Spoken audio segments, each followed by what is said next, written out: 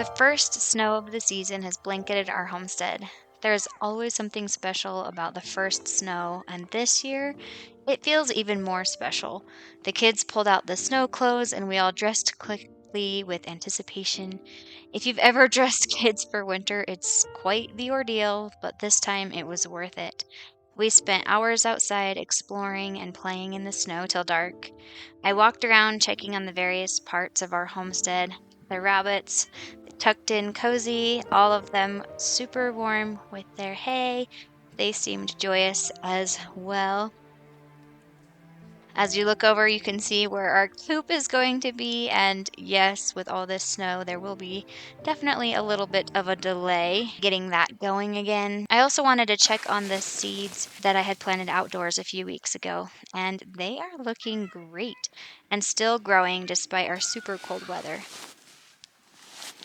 I'm guessing you are all excited to hear about our announcement, and I'm so excited to tell you about it. But first, we need to get our new place ready for Christmas. When we wake,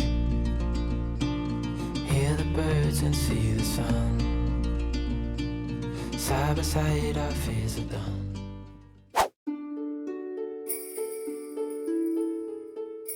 One of my most cherished memories that I had at Christmas time growing up was that after Thanksgiving, our family would bundle up, pack the hot cocoa and donuts, travel up the mountain, and we would hike around in the snow-covered mountains to find the perfect, imperfect Christmas tree. And I have been so excited to be able to share that tradition with my kids. And this year, there was like no snow until right up before we went. You see any good trees?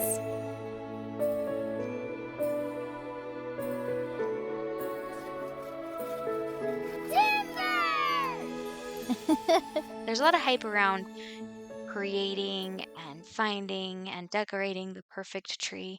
But there's something in my heart that just loves an imperfect Christmas tree and what that symbolizes for us. And I love just letting my kids go crazy and decorate it all on their own.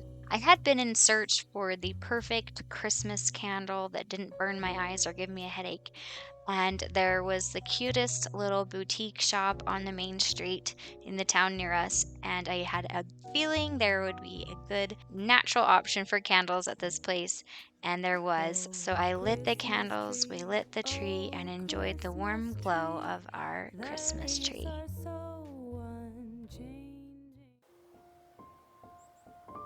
As we're getting ready for Christmas, there is one project that I wanted to make. We don't have a place to hang our stockings. In our previous home, we had a fireplace where we could hang those from, and it was perfect. But in this home, we do not yet. That is something I'm dreaming of and hoping of, but it's definitely down the road. I saw plans for the perfect stocking holder made from wood, and so we have tons of scrap wood from our chicken coop project, and I'm gonna go ahead and see if I can make that right now.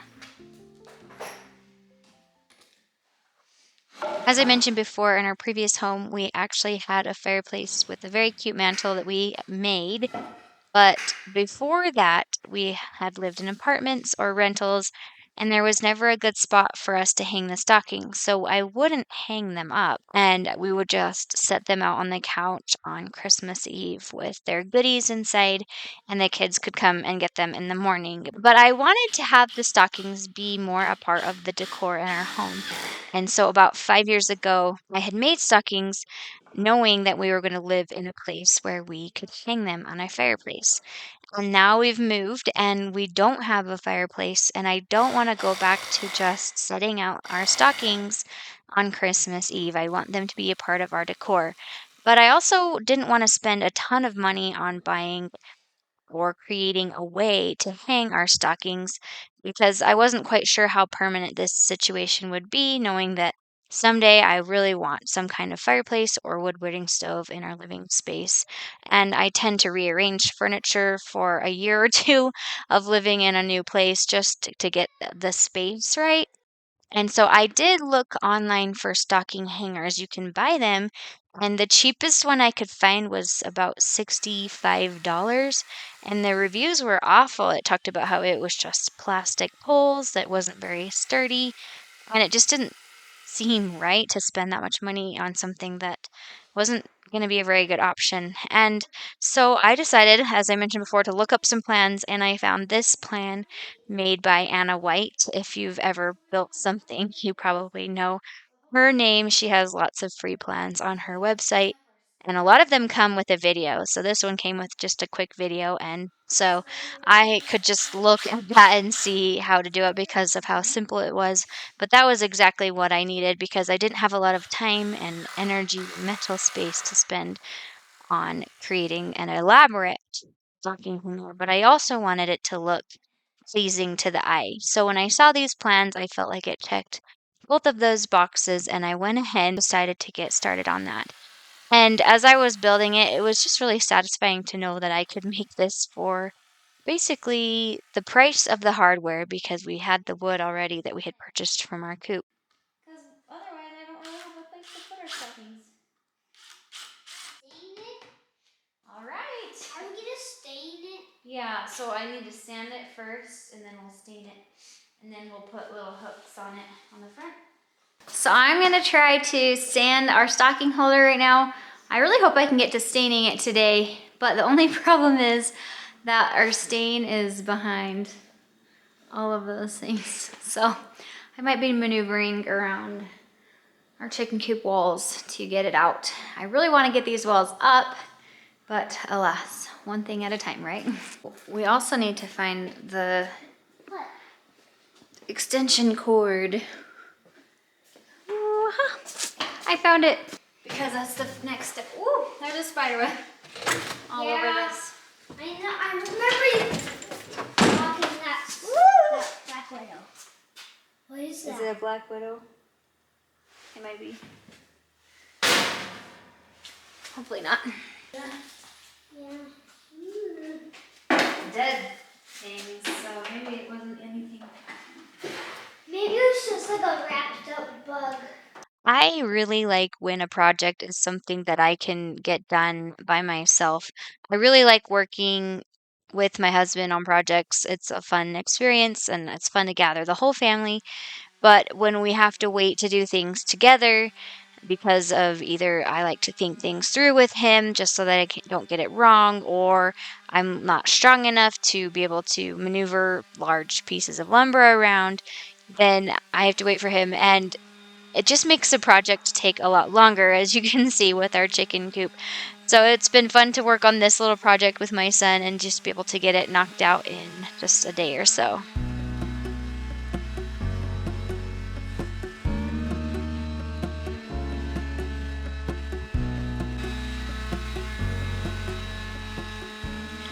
I was able to pull the tent off of that box and I was able to get the wood stain. The wood stain I want to use, this is special walnut, and we used it on our mantle in our old house and I loved that color. So I think there's enough left of this to be able to use for our stocking hanger. So we're gonna go ahead and get staining this, and once we get done staining it, we will be able to hook up the little hooks and hang up our stockings.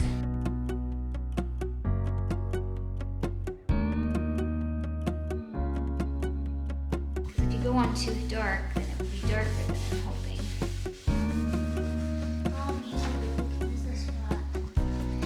Oh, you just can't see on that side, but we can. That's why we're a great help.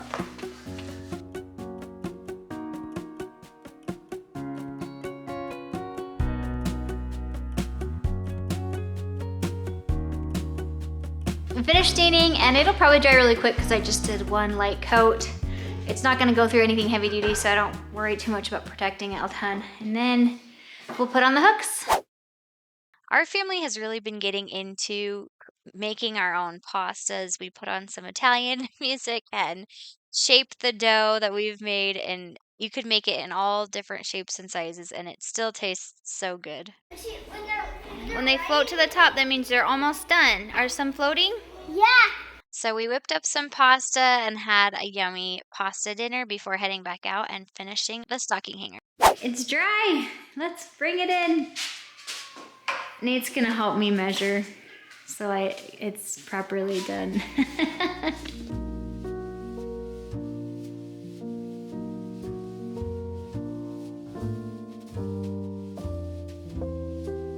picked up a couple packs of these hooks from just our local hardware store, and I knew they would look perfect with the black that matches in our home to line up all along the top of this stocking hanger. So I was opening the packages, but my husband was he's the one who is really just particular about measuring out things in the perfect spacing. And I just tend to eyeball things. And a lot of times that works out really well for me. But I didn't want to get it wrong with this because I felt like that black hook against just the beautifully stained wood would really show if I made any sort of mistakes. So I took charge of taking care of the baby and warding off any kids who tried to attack the stocking hanger before it was finished, while my husband tediously measured each spot for these hooks. Let's talk about the stockings we have. So about 4 or 5 years ago, I had this idea that I wanted to make all the stockings for our family, and I found a pattern online, and I wanted just a classic Christmas material that would just look really good for a really long time. And I made extras. I think I made 3 extra stockings at that time, knowing that we were going to have more kids in the future. And so we had a bunch of these stockings. We weren't really sure how many we needed to have.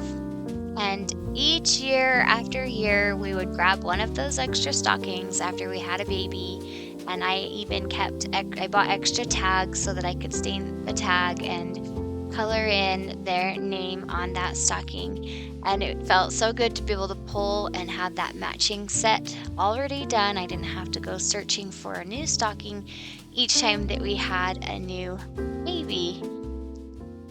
And guess what? We have 1 stocking left, and that is our special announcement. Our family is growing by 1 more baby girl, and she will be due in April. And we are so excited to meet her and have her be a part of our homestead family.